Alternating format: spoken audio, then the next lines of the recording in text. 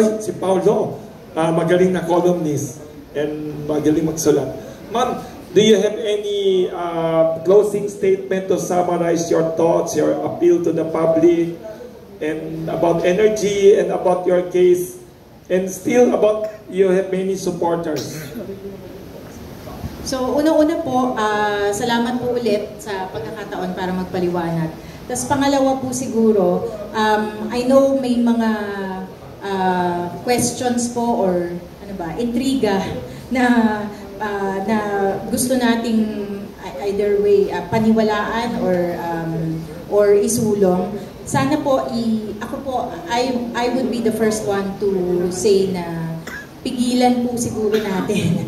Kasi po gusto ko din po sanang isulong ito with an increased awareness on the rule of law. Kasi po yung kami as regulator, magiging successful lang din po kami sa pag-regulate kung yung total environment natin respects the rule of law.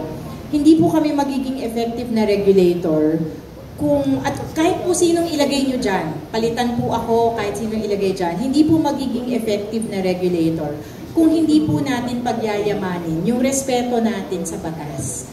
So sana po, ako po, we will respect the process in the Ombudsman and we will respect the decision of the appointing authority on the OIC. And yun sana po yung paglaban natin lahat. Para po, yun lang po yung paraan para panalo po tayo lahat dito. Regardless of the circumstances, panalo po tayo lahat.